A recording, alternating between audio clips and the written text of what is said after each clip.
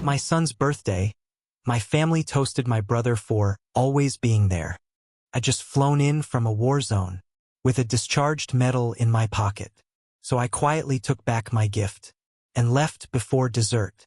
Next morning, he woke up to an empty room. The PlayStation, the bike, the TV gone. I left a note on the table. Before we continue, I just wanted to ask you to subscribe to the channel, leave a like, and write a comment. This is a new channel, and your support means a lot to me. Thank you, and enjoy listening. Hey Reddit, I don't even know where to begin. I've been reading stories here for years. Never thought I'd write one myself. But after what happened this weekend, after the look on my son's face and the silence that followed, I don't know what else to do. Maybe I need clarity. Maybe I just need someone to say I'm not crazy for walking out. I'm 34, former Army. Just got discharged after nearly a decade in service. I've done deployments in places I can't pronounce, eaten more sand than steak in the past 2 years, and carried photos of my son like they were oxygen. His name is Ben. He just turned 7. I've missed 3 of his birthdays. Not because I wanted to, because I was out there earning enough to support him, my ex-wife, and my brother, apparently. We'll get to that. My ex-wife, Claire, and I split 5 years ago. She wasn't a bad person, we just weren't compatible. I was gone a lot, and she needed stability. We agreed I'd pay child support, more than the court required, and help with anything extra: school trips, new clothes, birthdays, whatever Ben needed. She stayed close to my family, my parents especially. They loved her, thought she was a real grounding presence. I didn't argue. If she was keeping Ben safe and loved, that's what mattered. Now, my younger brother, Daniel, that's a different story. Daniel is 28. No job, no direction. A musician who's never booked a gig. For the last 3 years, he's been living rent-free at my parents' place. Every time I asked why, I'd get the same answer. Family helps family. Cool. I figured he was just finding his feet. I didn't press. I was thousands of miles away most of the time anyway, and honestly, I was too exhausted to care. I flew back last week. Discharged. Officially done. I was planning to surprise Ben at his birthday party, hand him the medal they pinned on me during the ceremony, and tell him I'm finally staying for good. But that's not how this story went. Not even close. I should have known when no one picked me up from the airport. More soon. So I get to LAX at 6:45 a.m., duffel bag slung over my shoulder, still wearing my discharge boots. I hadn't slept in about 20 hours. I hadn't seen my kid in nearly a year. I was tired, wired, and ready to finally breathe again. But no one was there. No Claire. No Ben. No welcome home sign. No dad with a camera. No mom crying into a tissue. Just the whir of luggage wheels and an Uber I called myself. Okay, I thought, maybe they're busy. Maybe they're getting things ready for the party. So I rode to Claire's house. We agreed that since I was finally back for good, I'd be staying in a rental nearby. But for that day, I just wanted to see my son. Claire opened the door halfway and blinked at me like I was the Amazon guy. "Oh, you made it?" she said. Not "hey." Not "welcome home." Not "Ben's gonna freak when he sees you." Just "oh." She stepped aside and let me in. I looked around. Balloons half inflated, paper plates still in the plastic. The living room looked like a party that hadn't started, or hadn't been cared about. "Where's Ben?" I asked. She pulled her sweatshirt sleeves over her hands. "Out with your parents. They took him out to get decorations. Daniel's with them." Daniel, my brother. The one who hasn't held a job since Obama was in office. The one who's great with kids, but somehow not responsible for his own damn life. "Okay," I said slowly. "So I guess I'll see them at the party?" Claire shrugged. "I mean, yeah, we're just doing something simple this year." That stung. I'd been sending money every month, covered all the extras, bought the damn bike, even arranged a limited edition PS5 bundle through a buddy on base. I thought we were going big. I didn't say anything, just handed her the gift bag with the medal inside. Told her I'd be back at 3. She nodded and said, "Cool." That was it. Not exactly the homecoming I imagined. But the real gut punch came later at the party. when they raised their glasses and toasted the man who's always been there for Ben. And they weren't looking at me. I arrived at 3 p.m. on the dot. Ben spotted me first. He ran straight across the lawn shouting, "Dad!" and threw his arms around me with all the energy of a kid who's been waiting way too long. That moment, that was everything. For a second, I forgot the flight, the fatigue, all of it. Claire was on the porch. She gave me a quick smile, polite and distant. There were maybe a dozen people. My parents were there, a couple of Claire's friends, my cousin Jenna and Daniel. My brother, wearing one of my old hoodies like it was his. I pushed that aside. This day was about Ben. We cut the cake, took photos. I gave Ben the new bike and the PlayStation I'd been planning for months. His face lit up so much I thought he might start crying. He hugged me over and over, and for a moment, I felt like I had finally done something right. But then my dad stood up to make a toast. He tapped his cup and said, "Today's about Ben, but I think we also need to acknowledge someone who's really stepped up, who's always been there when it counted." I felt my heart lift for a second. But then he said, "To Daniel, for being the kind of male role model every boy needs. Thank you, son." People raised their cups. Claire smiled. Even Ben clapped along, a little confused but trying to follow what the grown-ups were doing. No one mentioned me. I didn't even have a drink in my hand. Just stood there, feeling invisible in a yard full of people who were supposed to be my family. Daniel looked right at me and nodded.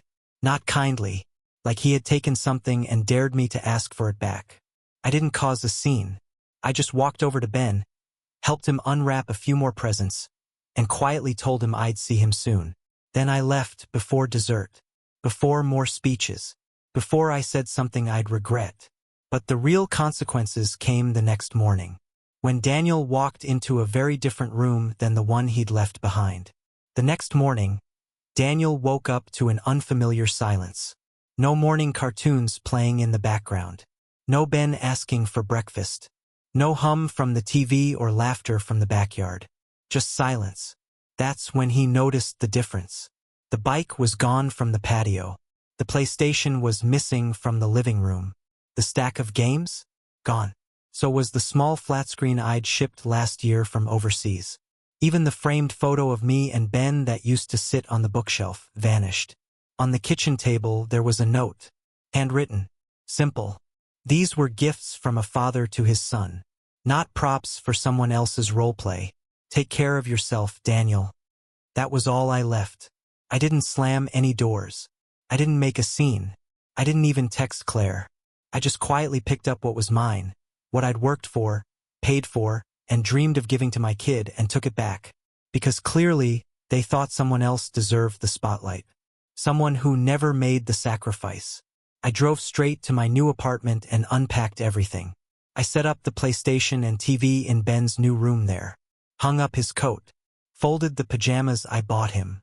Laid out the medal on his desk. He hasn't seen it yet, but he will. Because the next step was mine to take.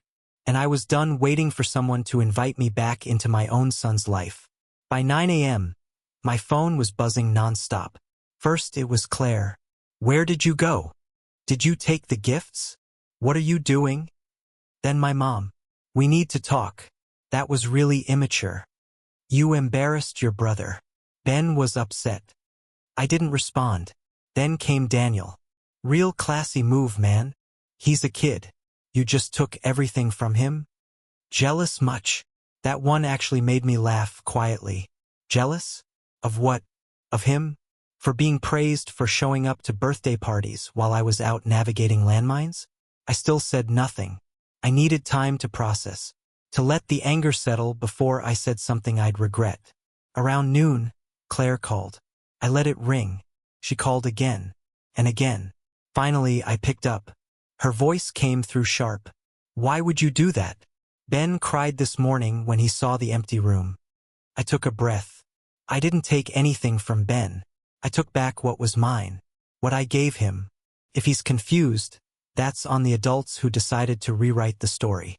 She went quiet. I could hear her breathing. Then she said, quietly, "It wasn't supposed to go like that." I replied, "No, it wasn't." She hung up. No apology. No ownership. Just that one sentence, like it made things better. But the truth was already sinking in for all of them. I wasn't going to be their backup plan anymore. Later that evening, my mom showed up uninvited. She knocked like everything was normal, 3 sharp taps and then a pause. I almost didn't open the door. But part of me wanted to hear what she had to say. Maybe even hoped for something resembling understanding. She stepped in, looked around the apartment, and spotted the bike in the corner. Ben's pajamas folded on the bed. The PlayStation plugged in. "You really did it," she said, half whisper, half judgment. "I did. You took everything." I looked at her. No, I took back what I gave, what I paid for, what I dreamed about sending to my son when I was halfway across the world. She folded her arms. "That's not the point." "What is the point then?" I asked. "Because from where I'm standing, I flew 9,000 miles home, and nobody could even be bothered to pick me up at the airport. And at my son's birthday, I watched you all raise a toast to Daniel. For what? Being nearby?" She bristled. "Daniel's been consistent. He's shown up. He's helped. You were never around." That hit me, harder than I expected. I wasn't around because I was serving, because I was sending money every month so you could keep the lights on, because I was trying to build something for Ben's future. "You chose that life," she said flatly. Couldn't believe it. My own mother, dismissing a decade of sacrifice with 5 words. I stayed calm, steady. "You're right," I said. "I chose to serve. I chose to be honorable. And now I'm choosing not to be treated like I don't exist." She looked at me for a long time.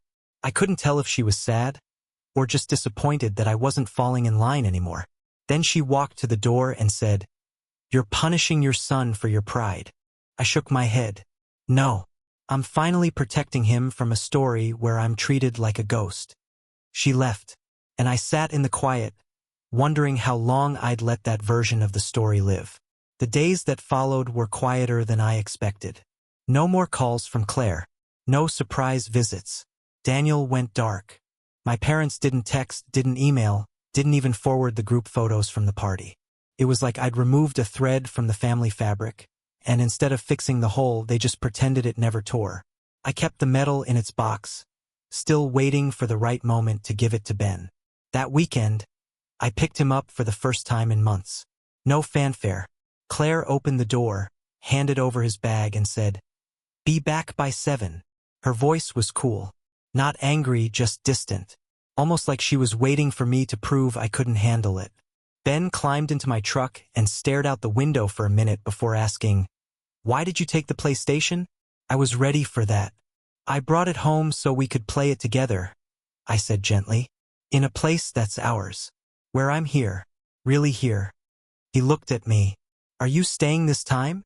That one cracked something inside me. I nodded. "Yeah, buddy. I'm done flying away."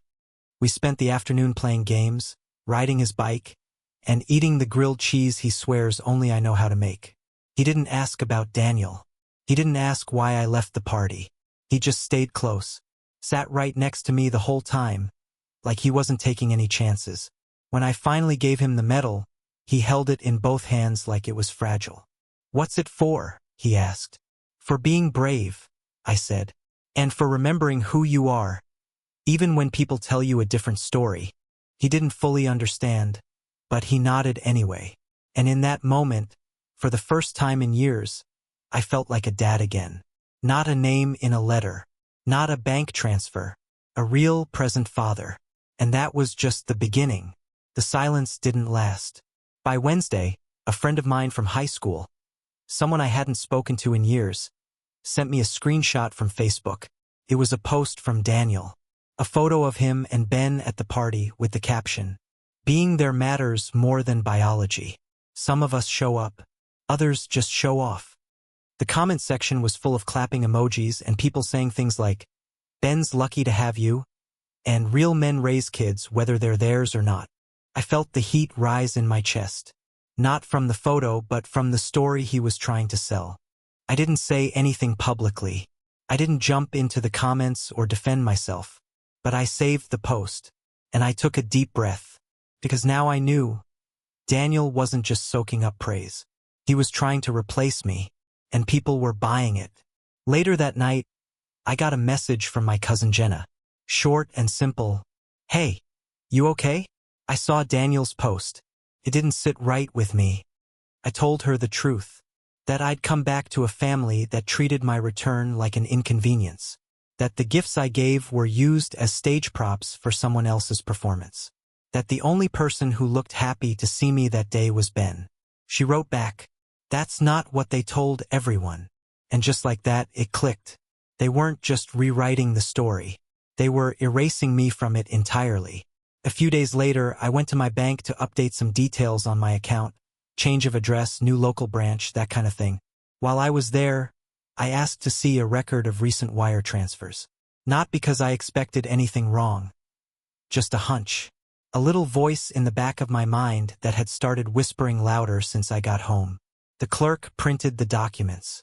I looked through the pages line by line. That's when I noticed something strange. Over the past 2 years, there were several transfers labeled shared family expenses going from my account, not Claire's, mine, to a second checking account. But the name on the receiving end wasn't Claire's. It was Daniel's. I froze. These weren't small transfers either. $600 here, $850 there. Once even $1,200 labeled school supplies. I remember asking Claire at the time if she needed anything extra, and she said, "No, we're okay." But clearly someone thought otherwise. I went back through my email. Nothing authorized. Nothing mentioned. No approval from me. I called the bank manager over. Asked who had permission to access my account. He pulled up the file. Claire. She still had joint access from when we were married. I'd never revoked it. I thanked him, walked out, and sat in the parking lot staring at the steering wheel for a full 10 minutes. Then I called a lawyer. And that's when things got even worse. Because while we were going through my financial records, she asked if I had any idea how my name appeared in my parents' estate planning. I said I assumed I was still listed as a beneficiary. She shook her head slowly. "I'm going to need you to get a copy of their latest will," she said. "Because if Daniel's living off your money, and they've been rewriting the story, there's a good chance they've rewritten the future, too." And just like that, this stopped being a messy family situation.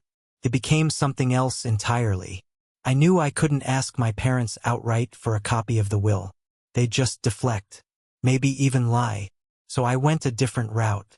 One of the few people still speaking to me was my Aunt Sharon, my dad's younger sister. She lives 2 towns over and isn't exactly subtle about her opinions. Over coffee, I told her everything. About the party, the gifts, the Facebook post, the bank transfers, even the feeling that something deeper was going on. She just shook her head. "Your father always protected Daniel, even when it made no sense. I wouldn't be surprised if he handed him the whole house." That hit hard. But she wasn't done. Then she said something that stuck.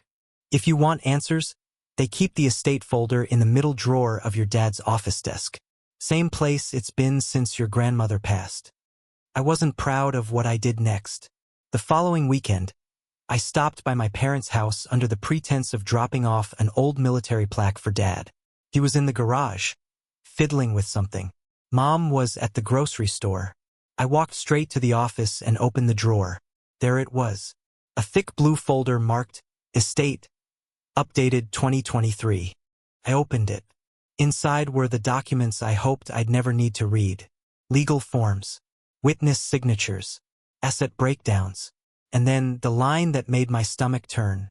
"In the event of our passing, the primary beneficiary of all estate property and financial accounts shall be our son, Daniel M. Hayes." My name was mentioned only once. A one-time disbursement of $5,000 is to be offered to our elder son, Jonathan Hayes, in appreciation for his military service. That was it. 10 years of service. 2 deployments. Sacrificed birthdays, holidays, even safety. And they left me $5,000. Out of an estate worth at least $500,000. I put everything back exactly how I found it. Smiled when Dad came in to say goodbye. Drove home. And didn't sleep at all that night. because now it wasn't just emotional. It was betrayal in writing. I waited 3 days before saying anything. Not because I was unsure. I just needed to be calm, clear. I didn't want to walk into their house fueled by anger. I wanted them to hear every word I had to say. So that Sunday, I asked my parents to meet me at a diner we used to go to when I was a kid. I figured neutral ground would make things civil. Familiar. They agreed without hesitation. They showed up with smiles. My mom even brought a little envelope of photos of Ben from the party, as if that would soften the blow. I didn't touch the menu. Instead, I reached into my coat pocket, took out a printed copy of the will, and placed it on the table. My dad's face froze mid-smile. My mom glanced down, then back up at me. "I found this in the office," I said. "And before you say anything, I know what it says. I know what you've done." My dad cleared his throat. "That was private." "No," I said. "That was about me. And you made sure I found out the hard way." Silence.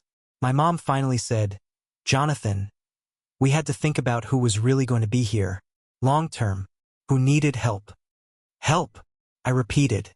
"Daniel's 30 years old and hasn't had a job since college. I was the one sending money. I was the one who stayed in uniform so you wouldn't have to worry about anything. And now you're rewarding him for staying home?"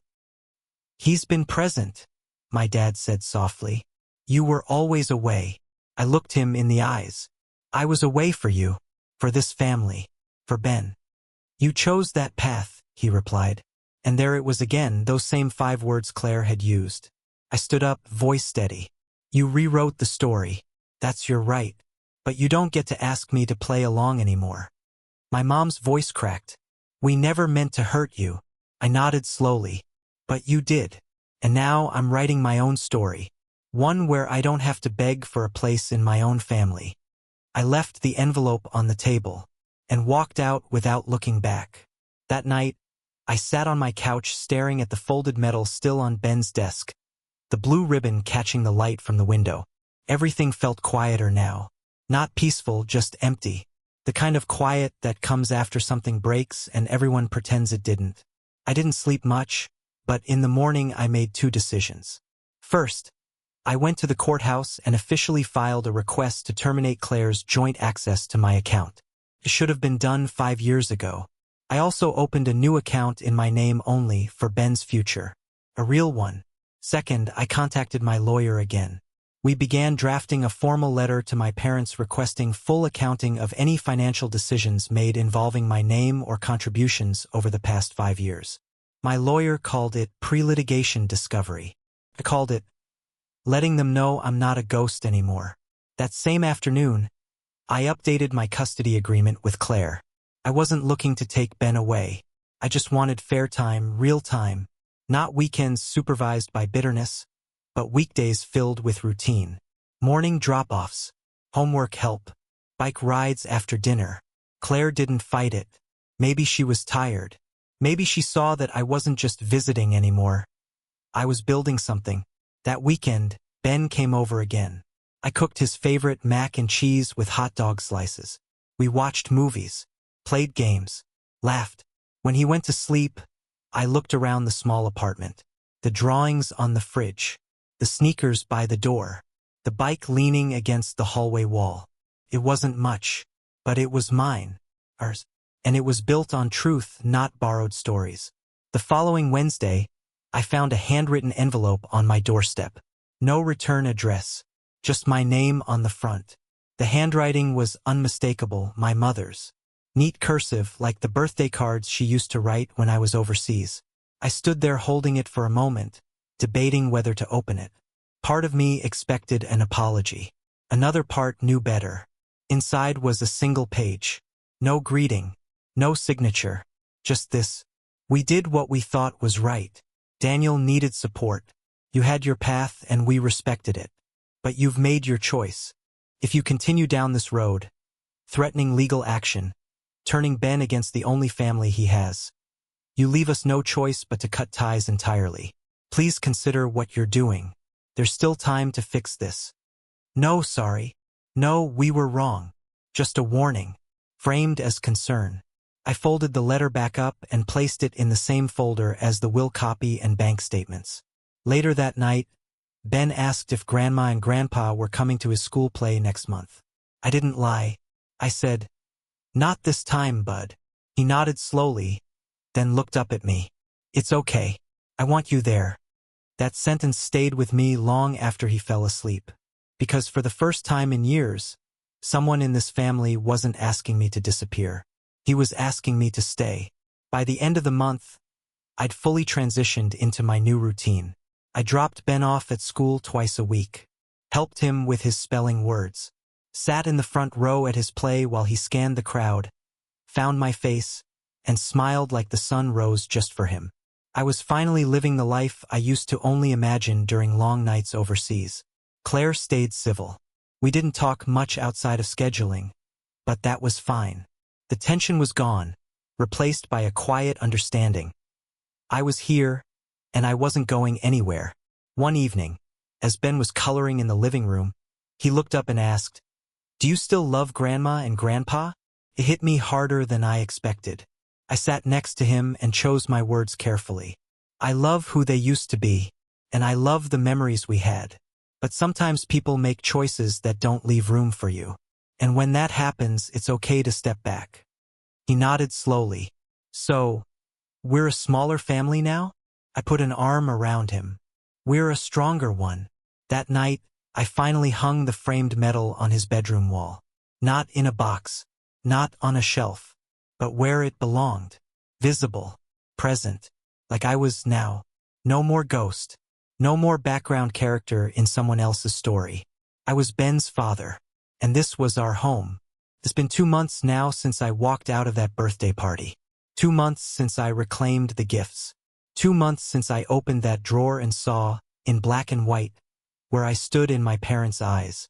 I haven't spoken to them since the letter. They haven't reached out again. Daniel hasn't posted any more fatherly wisdom online. And Claire? She stayed neutral, more distant than before, but not hostile. We share custody now, cleanly, respectfully. No more back-channel decisions. No more unspoken hierarchies. And Ben, he's thriving. He tells me about his friends at school, about what he's building in Minecraft, about how he wants to join Little League. And every time he says, "Dad," I feel it like a weight being lifted, a role that finally has substance. One I no longer have to beg for. I still carry disappointment. I still grieve the version of family I thought I had. But I've stopped trying to earn love from people who measured mine by my convenience. If you're reading this, wondering whether it's too much to stand up for yourself, to redraw the lines, let me say this. You are not selfish for demanding honesty. You are not dramatic for protecting what's yours. You are not wrong for refusing to be edited out of your own life. Sometimes family isn't blood.